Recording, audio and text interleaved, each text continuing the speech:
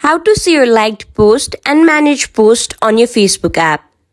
If you're struggling to find out how to do it, this video is right for you. Firstly, go and tap on Facebook. Now kindly scroll down until you find the option called Settings and tap on it. Scroll down again on your screen until you find the option called Activity Log. As you find it, tap on it.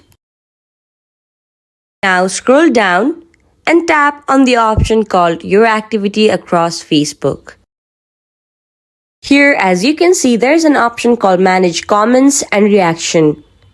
Kindly tap on it. It will now take you to the comments and reaction that you did.